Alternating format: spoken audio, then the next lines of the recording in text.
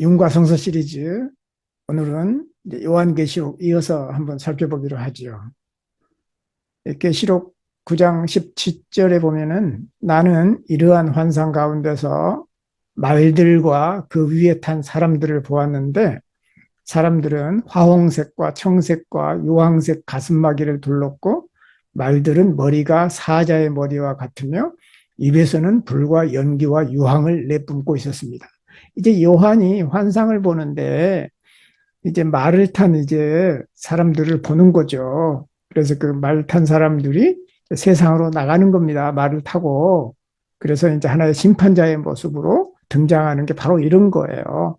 화홍색, 청색, 유황색 가슴마개를 두르고 또 말들의 머리가 사자 같고 또 입에서는 불과 연기와 유황을 내뿜고 있는 마치 그 이제 뭐 용에서 불이 나오는 것처럼 이제 괴물처럼 이제 그렇게 이제 보이는 거죠. 불에 대한 이미지는 계속해서 나옵니다. 앞으로도. 불은 에스겔서에서도 이제 보면은 입의 기능을 생각하게 하는 삼켜버리는 이제 불은 모든 걸 삼켜버렸다. 이제 그렇게 얘기하잖아요. 그리고 모든 것을 다 태워 없애버렸다라고 하는 소멸하는 그런 의미로 이제 사용됩니다. 그래서 보면은 내 하나님 여호와는 소멸하는 불이시다. 그리고 질투하시는 하나님이다. 이제 이런 표현도 있고 또 이제 신약 성경에 보면은 사도행전에 보면은 이제 성령이 임하는 처음 그 장면이 나오죠. 그래서 그들에게 이제 예수님의 제자들이죠. 거기 있는 사람들에게 불길이 솟아오르는 것과 같은 혀들이 갈래갈래 갈라지면서 나타나더니 각 사람 위에 내려앉았다. 그들이 모두 성령으로 충만해서 성령이 시키는 대로 각각 다른 방언으로 말하기 시작했다. 성령이 임할 때 불길이 이제 갈라져서 이제 각 사람에게 임하는 듯한 그런 모습으로 이제 성령이 임했다라고 이제 보는 거예요. 일종의 이제 이것도 환상 체험인 거죠. 그게. 근데 부정적인 의미로 이제 불이 사용되는 경우도 있죠. 야고보서 3장 6절의 서신은 이렇게 말한다. 그것은 지옥에 불타고 있다. 잠언 16장 27절도 이와 같이 말한다. 그의 입술에는 타오르는 불이 있다. 이제 입을 조심하라는 뜻으로 얘기를 하는 겁니다. 우리 이제 계시록 읽었던 대로 보면은 세상을 심판하는 말이 불과 연기와 유황을 내뿜고 또 욥기에서는 리바이어든 이제 바다에 있는 괴물이죠. 그 리바이어든의 입에서 타는 등불이 나오고 불꽃이 튄다. 그래서 이제 융은 어떤 이제 그 신의 형상 중에 하나인 그런 이제 동물의 형상과 그 동물에서 이제 불길이 치솟는 그런 전형적인 아마 이제 환상 판타지 소설에서도 주로 그렇게 많이 나오잖아요. 특별히 이제 사탄이라든가 아니면은 이제 심판자라든가 이제 공격자의 모습으로 이제 나올 때 이제 이런 모습으로 나옵니다. 신이거나 아니면 이제 신의 이제 명령을 받고 이제 그 이제 어떤 임무를 수행하는 그런 이제 사자들의 의미로 이렇게 이제 나오는 것이죠.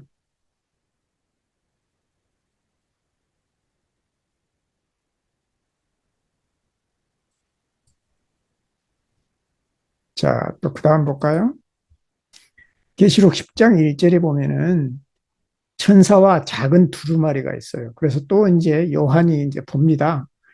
힘센 다른 천사 하나가 구름에 쌓여서 하늘에서 내려오는 것을 보았습니다. 이제 하늘에서 이제 천사가 내려오는데 그 머리 위에는 무지개가 둘려 있다. 우리 무지개 공부했었죠. 무지개가 둘러 있었고 그 얼굴은 해와 같고 발은 또 불기둥 같았다. 여기서도 해, 불 나오죠. 불은 해, 금, 이제 태양, 뭐 이제 여러 가지 의미로 이제 사용이 되죠. 그래서 이제 신적인 이미지예요. 여기서도 보면은 무지개도 신의 이미지로 등장한다고 그랬잖아요. 라피스는 모든 색상을 포함합니다. 그러니까 라피스라고 하는 그 안에 모든 색상이 들어간 거죠. 무지개도 그렇죠. 그래서 모든 색상을 포함한다는 의미에서 전체성을 상징하고 신의 의미로 사용된다. 그래서 이제 호길란데라고 하는 사람은 자웅동체 괴물이 모든 색상을 포함한다는 거예요. 자웅동체, 인간도 이제 최초의 인간은 자웅동체였잖아요. 그리고 최초의 신도 자웅동체예요. 그래서 성의 구별이 없기 때문에 이제 남성 신도 아이를 낳을 수가 있었죠. 그 이제 그 그렇기 때문에 자웅동체 괴물도 모든 색상을 포함한다고 하는 것입니다. 신의 이미지인 거예요. 여기에 홍채, 무지개 또는 눈의 홍채와 같은 시적 은유도 이제 사용되는 거죠. 황금의 땅으로 알려진 하윌라라고 하는 곳에 물을 공급하는데 그 물을 공급하는 비송강이 이제 눈에 해당됐다고 합니다. 눈은 결국은 이제 세상을 바라보는 일종 통찰의 눈으로 볼 수 있고 감시의 눈으로 볼 수 있죠. 그래서 이제 어떤 제3의 눈으로 차크라, 제3의 눈으로도 이제 그런 불교 전승에도 있고요. 또 이제 어떤 바퀴에 이제 여러 개의 눈이 있더라. 이제 이런 또 표현도 나오잖아요. 그러니까 눈이라고 하는 것은 어떤 신이 세상을 모든 것을 본다라고 하는 의미로 다 알고 있다라고 하는 전지전능하는 그런 의미로 이제 사용이 되는 겁니다. 그래서 밀리우스는 다음과 같이 말합니다. 우리의 돌은 별이 흩뿌려진 태양이다. 봄에 꽃이 피어나는 것처럼 모든 색상이 변형을 통해서 진행된다. 트락타투스 아리스토텔레스가 있나 봐요. 이제 우리가 생각하는 그 아리스토텔레스하고 다른 사람인데 보다 정교한 설명을 한다. 달의 원 아래에 포함된 모든 것은 끝이 사각형으로 되어 있으며 마치 달의 이슬에 의해서 땅에서 잉태된 다채로운 색과 다양한 종류의 달콤한 향기가 나는 꽃으로 장식된 초원과 같다. 결국 이제 태양도 그렇고 달도 그렇고 이제 모든 색상을 포함하는 일종의 신의 상징으로 이제 드러난다는 것이죠. 그래서 이제 이 하늘에서 내려오는 천사도 바로 이런 모습으로 등장한다.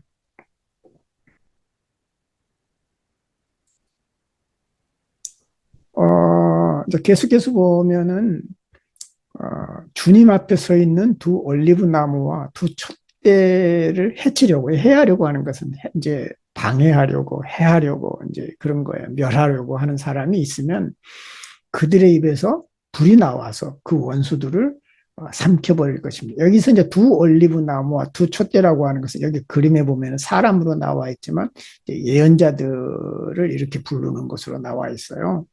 그래서 이제 아마 이제 그리스도를 방해하는 그 사람들이 있다면 이렇게 증거를 할 거다. 그들을 해하려고 하는 사람은 누구나 이와 같이 죽임을 당하고 말 거다. 그래서 여기에서는 이제 입하고 불하고 말하고 연관된다. 이 세 개의 연관성을 보면은 그렇게 이상하지 않고 계속해서 이제 그 이 말이라고 하는 것은 불 같다, 뭐 불의 혀와 같다, 뭐 이런 얘기를 하잖아요. 그 입도 이제 불 같다, 입에서 막 불이 나오잖아요. 그래서 이제 이런 말들을 이런 이제 불이 나올 때는 입을 연상하고 말을 연상할 필요가 있어요. 우리는 다른 사람의 말에 의해서 해고되거나, 이 사람은 이제 융은 이제 영어에서 이제 영어 사회에서 그 해고되는 것을 fired라고 그러잖아요. 그래서 이제 어찌 보면은 너 불났다 이제 그런 뜻인데 너 해고됐어 이제 이럴 때 이제 fired라는 말을 쓰죠. 불타오르는 사람, 불 같은 말, 타오르는 어떤 말, 입에서 나오는 말에 대해서 얘기한다. 구약 성서도 마찬가지로 입과 불은 서로 연관되어 자주 언급합니다. 여호와의 이름이 멀리서 오나니 그의 진노가 타오른다. 불같이 이제 어떤 분노를 의미할 때 불을 또 이제 등장시키는 거죠. 그의 입술에는 분노가 가득하고 그의 혀는 삼키는 불 같다. 또 여호와의 음성이 불길을 또 흩어버리신다. 내 말이 불과 같지 아니하냐. 전부 그 입에서 나오는 말이 불로 이제 비유돼서 이제 나오는 예들을 쭉 이제 써놨습니다.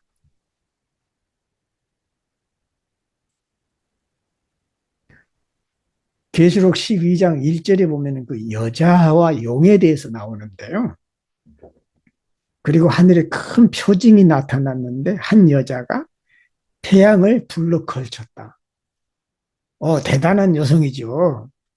태양을 둘러 걸친 거예요. 그리고 달을 그 발 아래 밟고 있는 거예요. 그림 보세요.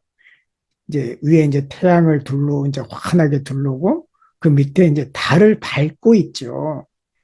또 12별이 박힌 면류관을 이제 또 머리에 쓰고 있고요. 이런 여자의 모습이에요. 신비한 여성이죠. 그 여신의 모습이죠. 그때 용은 막 해산하려고 하는 그 여자 앞에 서서 그 여자가 아기를 낳기만 하면 삼켜버리려고 이제 노리고 있었습니다. 이제 그 여자가 잉태하는 것을. 이것은 이제 그리스도죠. 소위 구원자를 낳는 것을 방해하기 위해서 이제 용이 등장하는 겁니다. 아마 그 여성은 누굴까? 아마도 소피아일 거다. 그겁니다. 소피아, 지혜의 신이죠. 소피아와 동등한 하늘의 신부, 예루살렘의 하강에 대한 서곡일 것이다. 예루살렘이 이제 그런 그 여신으로 이제 등장하기도 하고, 이제 여성으로 이제 등장하기도 하고 그렇습니다. 그래서 아마 소피아하고 동등한 그런 자격을 가진 어떤 예루살렘의 하강을 의미할 거다. 이제 그런 뜻입니다. 왜냐하면 그것은 모두 하늘의 신성원의 일부다. 어쩌면 이것은 이때 예루살렘은 하나님의 신부가 되는 거죠. 주로 이제 구약 성경에 보면은 이제 이스라엘은 이제 하나님의 신부가 돼서 하나님께 이제 그 정죄를 지키고 오직 하나님 여호와만을 섬기고 두 사람의 언약에 따라서 이제 한 몸처럼 이제 이루어진 그런 언약 관계를 얘기하잖아요. 이제 그것과 연관이 있어요. 이것은 신성원하고 연결되어 있어요. 신성원. 그러니까 남신과 여신의 거룩한 결혼을 우리는 신성원이라고 그러죠. 그거를 상징한다는 것입니다. 그 열매는 남신과 여신의 결합한 열매는 신성한 남자아이가 탄생하는 거죠. 그래서 신화에서도 보면 레토의 아들인 아폴론도 마찬가지로 용에게 쫓기는 운명의 위협을 받습니다. 그러나 여기서 우리는 어머니의 모습에 잠시 머물러야 한다. 어쩌면은 아이를 낳기 위한, 해산하기 위한 어머니의 모습을 이제 상상해 봐야 된다는 거죠. 그녀는 해를 옷 입은 여자다. 해를 뒤집어 쓴 그런 모습이죠. 여기서 여자라고 하는 것은 어떤 여신도 아니고 또 원죄 없이 잉태된 영원한 처녀도 아닌 평범한 여자를 의미한다는 것입니다. 이제 계시록에서 나오는 여성이라고 하는 것은 이제 여기서는 이제 평범한 여성이라고 하는데 어쩌면은 우리가 말하는 그런 어떤 평범한 여성은 아니겠죠. 어떤 특정한 여신보다는 어떤 앞으로 그 그리스도를 잉태할 이제 마리아를 이제 의미하는 거예요. 마리아는 굉장히 평범한 여성이잖아요. 평범한 여성이지만 사실은 마리아의 이미지를 보면은 우리 모두의 인류가 바라는 구원자를 잉태하는 구원자의 어머니상이 마리아에게 투사된 것이겠죠. 심리학적으로 보면. 어쩌면 평범한 여성이 신의 이미지로 나타나는 것이죠. 여기서 이제 나타나는 소피아라고 하는 것은 원시적, 태초의 우주적 남자 또는 안트로포스의 동료이자 세계혼이다. 재미난 얘기를 해요. 소피아는 최초의 남성인 안트로포스하고 동등한 자격을 갖고 있다는 거예요. 그래서 일종의 여성 안트로포스다. 우리가 알고 있는 것은 남성만 생각을 했는데 여성도 동등한 자격을 갖고 있는 최초의 인간으로서 여성 안트로포스에 해당이 된다. 그래서 우주적이고 자연주의적인 속성을 암시합니다. 그녀는 남성 원리에 대응하는 일종의 여성 원리로서 여성 안트로포스, 여성으로서의 최초의 인간에 해당이 되는 이제 그런 것에 된다는 것이죠. 앞으로 세계혼에 대해서도 나옵니다. 이제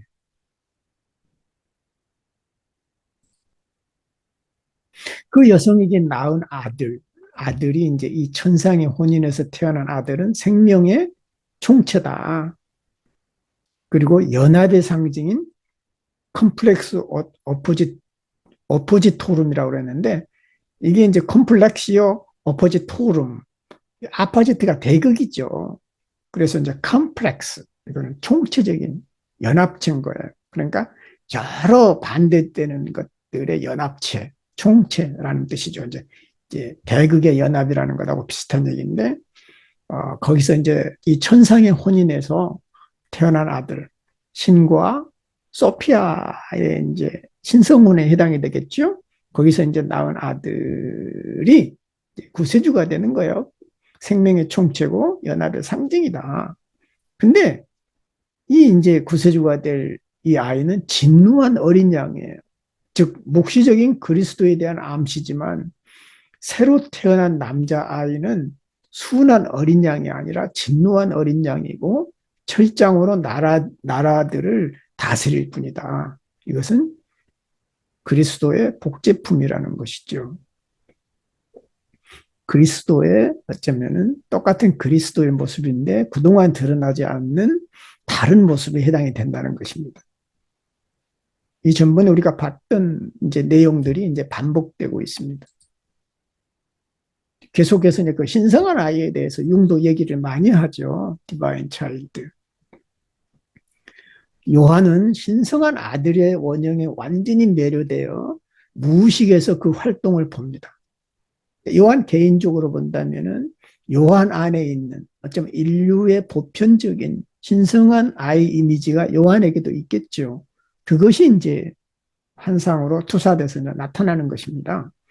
그래서 다른 말로 말한다면 그는 하나님이 요한의 무의식 속에서 어떻게 거듭나는지를 이제 보는 거예요.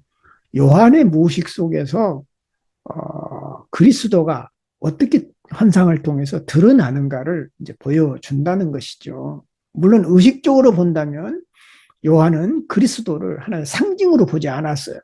우리가 얘기한 대로 뭐 원형상이 투사됐다라든가, 뭐 우리 인간 안에 있는 원형적 이미지, 원초적 이미지가 환상에 드러났다든가, 이것은 현대 심리학, 특히 융심리학의 개념인 것이죠. 요한 자신에게는 바로 그분이 그리스도고 어떤 하나님의 아들이라고 바로 생각하는 거지, 이것이 뭐 원형적 이미지고 보편적이고 그런 생각을 할 리가 없다는 것입니다. 상징으로 생각하지 아니하고 그리스도 그 자신으로 이제 믿었다는 얘기죠. 신앙인에게 그리스도는 모든 것이지만 확실히 아직 알려지지 않았거나 아직 알 수 없는 그 어떤 것일 거다. 그리고 그리스도라고 하는 것은 상징에 불과하다라고 생각을 하지는 않는다는 것이죠. 신앙인이라고 하는 것은. 개인적으로 구세주로 생각하고 개인적으로 경험하는 인격적인 존재로 생각하지, 그리스도는 상징이고 구세주고 어떤 보편적인 그런 이미지는 아니다라는 것이죠. 그럼에도 불구하고 사람들은 그렇게 생각하지만 그럼에도 불구하고 그리스도는 본질적으로 상징이라는 거예요. 왜 상징이냐? 원래 이제 구약 성서에도 그리스도란 말이 나와요. 원래 이제 헬라어로 크리스토스거든요. 그리고 이제 구약 성경에서 보면은 그 기름 부은 자를 메시아라고 그러잖아요. 그 기름 부은 자를 구원자라고 그러는데 그 기름 부은 자를 그리스 말로 크리스토스라고 그러고 그 크리스토스가 이제 메시아라는 이름으로 계속해서 이제 구원자라는 이름으로 구세주라는 이름으로 나옵니다. 그런데 성경에 보면은 이제 구약 성서를 번역할 때는 그 부분에서는 이제 그리스도로 번역을 안 합니다. 다른 표현을 써요. 뭐 이제 구원자라든가 뭐 이런 다른 표현으로 쓰지 그리스도라고 번역을 하지 않아요. 오직 신약 성경에 나오는 예수 그리스도만 그리스도로 번역함으로써 마치 그리스도는 한 분만 존재하는 것처럼 성경에는 그렇게 돼 있다는 거죠. 그런 것이 아니라 그리스도라고 하는 용어 자체가 이미 중립적이고 어떤 한 개인을 지칭하는 것이 아니라 보편적인 인류의 구원자상을 대변하는 하나의 그런 대표적인 언어라는 거예요. 그리고 그거는 상징이라는 것입니다. 상징. 근데 이제 그럼에도 불구하고 많은 신자들은 그렇게 생각하지는 않는다는 것이죠. 그리스도가 신앙인에게 살아있고 그들의 무의식 속에 작용하는 어떤 것을 표현하지 않았다면 수종자들에게 어떤 인상을 주지 못했을 거다. 그럼에도 불구하고 그리스도는 상징이니까 어떤 물질적이거나 나하고 상관없는 이질적인 존재가 아니라 그 상징이 인격적으로 우리 안에 있기 때문에 완전히 예수 그리스도를 퍼스널리 개인적으로 구세주로 생각하고 실존 인물로 여기고 이제 그 그리스도와 어떤 신자와의 관계를 맺는데 어떤 이제 상징적인 어떤 다른 개념으로 이해하는 것이 아니라 학문적으로나 이성적으로 이해하는 것이 아니라 신앙적으로 믿음으로 받아들인다는 것이죠. 그러니까 그런 어떤 개인의 신앙과 원형적인 이미지가 밀접한 관련이 있고 때로는 그 둘은 구별되지 않은 채 하나로 이해된다는 것이죠. 그러나 융은 이것을 하나로 이해됨에도 불구하고 또 구별해야 된다. 이렇게 얘기를 하고 있습니다. 개인적인 그리스도와의 개인적인 관계도 있지만 그것은 보편적인 어떤 원형적 관계 속에서 개인적인 관계가 이루어진다는 것을 말하고 싶은 겁니다. 이제 융은.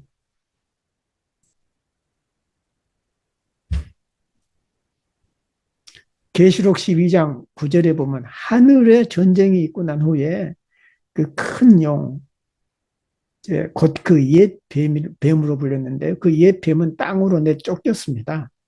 그 큰 용은 악마라고 부르기도 하고 사탄이라고도 했는데 온 세계를 미혹하던 자입니다. 그 용의 부하들도 그와 함께 땅으로 내쫓겼습니다. 이제 용을 징벌하는 것이죠. 연금술은 메르쿠리우스를 돌과 금속에서 가장 높은 생명체에 이르기까지 모든 것을 관통하고 지탱하는 것으로 이해했습니다. 이 메르쿠리우스의 수운이죠. 그리고 메르쿠리우스는 여성적인 성향을 띠고 있습니다. 수운이고 여성적이고 달이고 이제 그런 의미가 있어요. 그래서 이제 돌과 금속에서 가장 높은 생명체에 이르기까지 모든 것을 관통하고 지탱하는 것으로 이해를 했다는 것이죠. 연금술은 또한 부분적으로는 물질적이고 또 부분적으로는 비물질적인 영이라는 개념을 발전시키기 시작했습니다. 메르쿠리우스는 물질적이면서 비물질적인 것이라는 것이죠. 그래서 뱀이 이제 메르쿠리우스의 상징으로 드러나죠. 뱀이. 또 뱀이 여성의 상징으로 드러나기도 하고 모성의 상징으로 드러나기도 하고 땅의 상징으로 드러나기도 하고 지하의 상징으로 드러나기도 합니다. 뱀은. 지하신. 그래서 뱀은 땅 속에 거하면서 몸과 혼과 영을 가지고 있으며 호문클루스, 이제 인조인간이죠. 호문클루스나 호모 알투스와 같은 인간의 형상을 하고 있다고 믿어졌다. 그리고 뱀은 지하신으로 이제 여겨지기도 합니다. 결국 뱀은 융이 말하는 집단 무의식의 상징이에요. 무의식 그 자체의 상징성으로 이제 엄마 모성이 이제 그렇게 등장하는 거죠. 모성성이 이제 모성성과 여성성이 무의식 그 자체를 대변하고 그것은 지하의 신으로 대변되고 그것은 뱀으로 주로 이제 상징으로 표현된다는 것입니다. 이것으로부터 우리는 뱀이 인간의 선구자였거나 최초의 인간인 안트로포스의 먼 복제판이었을 거다. 창세기에서 뱀이 등장해서 아담과 이브를 유혹했다라고 하는 것도 바로 이런 관점에서 우리가 이해 안 되면 참 재밌을 겁니다. 그 뱀이 단순히 아담과 이브를 유혹했던 어떤 악마적인 사탄이다. 어떤 그렇게 이제 많이들 알고 있지만은 어떤 그 뱀이 우리 심리학적으로 보면은 무의식 그 자체고 어찌 보면은 우리 안에 있는 원형적인 그림자를 대변한다면 어쩌면 아담과 이브에게 닥쳤던 그 유혹이라고 하는 것은 사탄으로 상징되는 그림자의 속삭임일 수 있거든요. 그러니까 다양하게 우리는 생각해 볼 수가 있어요. 그래서 이제 나스라고 하는 거, 또 나스가 누수하고 이제 유사하고 누수 이게 이제 신성한 것이죠. 응? 로고스고 그다음에 이 로고스가 그리스도고 그다음에 이제 첫 번째 아담이라고 그러죠. 높은 아담, 상위 아담 방정식이 여기서는 첫 번째 아담이 아니라 이제 두 번째 아담이 해당이 되겠네요. 처음 아담보다 더 우수한 이제 두 번째 아담이 그리스도죠. 그래서 그것을 상위 아담으로 표현했습니다. 이런 방정식이 얼마나 정당화되었는지 알 수 있다. 신성함이 로고스고 그리스도고 상위 아담이었다. 어두운 면에 대한 이 방정식이 중세에 확장된 것은 이미 영지주의, 남군주의의 그 뿌리를 가지고 있다. 영지주의에서 어떤 남군주의가 있었는데 바로 이제 이런 부분들은 이제 상당히 이제 뱀으로 상징되는 무의식적인 그 어두운 측면과 연계되어 있다는 것이죠. 그래서 이런 연금술 문헌에 나타난다. 굉장히 전체성을 상징하는데 그런 것 같아요. 메르쿠리우스는 어쩌면은 그 이제 신이 보통 태양으로 상징되는 남성적 이미지로 많이 이제 가부장 사회에서 상징이 된다면 메르쿠리우스는 물이고 수은이고 바다고 혼돈이고 여성적이고 그다음에 이제 달이고 이제 지하세계고 뱀으로 이제 나타나는 어찌 보면 이제 그림자라고 볼 수도 있고 아니면 카운터파트 어떤 남성적 이미지와 전체성 안에 있는 남성적 이미지와 여성적 이미지를 좀 나누어지는 그런 의미로 좀 느껴집니다.